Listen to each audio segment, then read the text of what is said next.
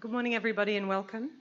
While in this session we'll mainly be hearing from 5 different speakers, we thought it'd be useful to give some very brief background on the rationale for this large evaluation. So it's safe to say that malaria control is one of the great public health success stories of the last 15 years. Since 2000, malaria case incidence has declined by 37% globally. Malaria death rates have fallen by 60%, and in sub-Saharan Africa, the region that's the most afflicted with malaria, death rates have fallen by 66%. Progress has resulted, in large part, from expanded access to low-cost and effective vector control tools, primarily insecticide-treated mosquito nets and, to a lesser extent, indoor residual spraying. Mosquito nets have been the most important malaria control tool in sub-Saharan Africa. Of the estimated 923 million cases averted since 2001, almost half can be attributed to mosquito nets. However, mosquito resistance to insecticides is a growing concern. Since 2010, 60 countries have reported to WHO mosquito resistance to at least one of the 4 insecticide classes used in treated nets or indoor residual sprays. Of these, 49 countries have reported resistance to 2 or more insecticide classes. The concern is that if resistance continues to intensify, the mosquito killing capacity of insecticide-treated nets and indoor sprays will weaken. However, little is currently known of the association between mosquito resistance and the impact of the interventions.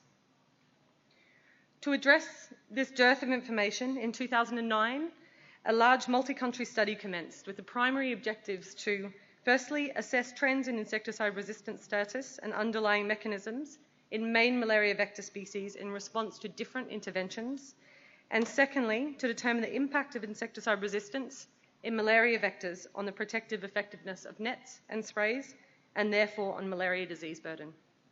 The evaluation was conducted in Benin, Cameroon, Kenya, Sudan, and India, with primary funding from the Bill and Melinda Gates Foundation. The evaluation spanned 16 areas of 5 countries with 340 locations or clusters included. 3 countries had high endemicity, Benin, Cameroon, and Kenya, with Sudan and India having low transmission. The main vector species varied between sites, as did their insecticide susceptibility. At baseline, there were still areas with pyrethroid susceptibility, though this changed over the evaluation period. All locations had either high mosquito net coverage at the beginning of the study or had rapid scale-up of nets. In Sudan, half of the clusters also received IRS. 3 of the 4 areas in Sudan had carbamate IRS for the entire duration of the evaluation, with 1 area having deltamethrin initially and a switch to carbamate in 2013. This allowed for this site only an additional assessment of the impact of a change in insecticide class for IRS. Epidemiological and entomological data were collected each year, though there was a variation in which data were collected between countries and also over time. In all countries, malaria disease incident rates were measured through active case detection.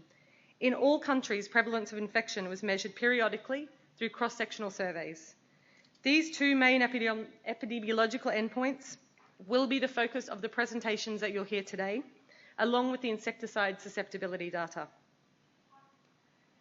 Further details will be provided in the individual country presentations from Benin, from Cameroon, from Kenya, and from Sudan. Detailed data from India will not be presented today as some of the evaluations are still ongoing.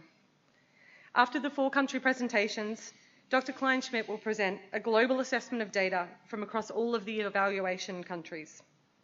A question session will then be held at the end of all of the presentations.